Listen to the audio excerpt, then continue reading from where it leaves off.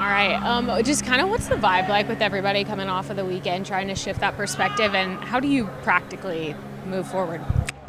Just leaving it in the past, knowing that we can't do anything to change it, just trying to build up off of it, learn from our mistakes, and just execute better throughout the week.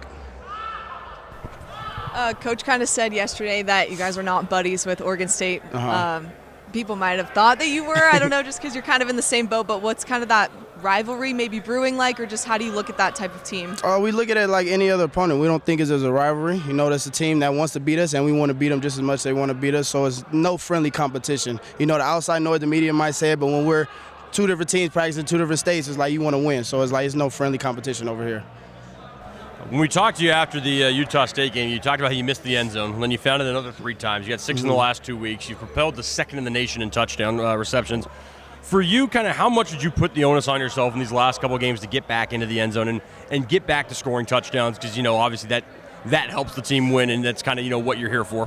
A lot. You know, I like to say I'm a big-time player, and big-time players make big-time plays. So I like to just make any type of plays that the team needs at the moment, you know, and if I can't make those plays, I feel like I'm going to throw the whole burden on myself. You know, when the offense is not going, I'm going to throw it on myself, or when things are not going properly, it's my fault as a leader and just as a vet. So it's like just getting in the end zone and being able to help the team is something that I pride myself on.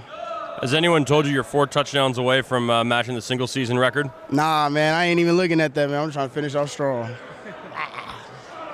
Is that like a contagious thing when you get there once, can you get there again? Or I don't know if that kind of like one can lead to another sometimes. It kind of is contagious, you know. It's like you just get hungry for more. It's like you get that piece of cake and it's like, oh, let me get some more. I'm craving them sweets. So I got a sweet tooth for the end zone.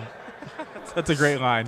What? I mean, you and John obviously that's been working well.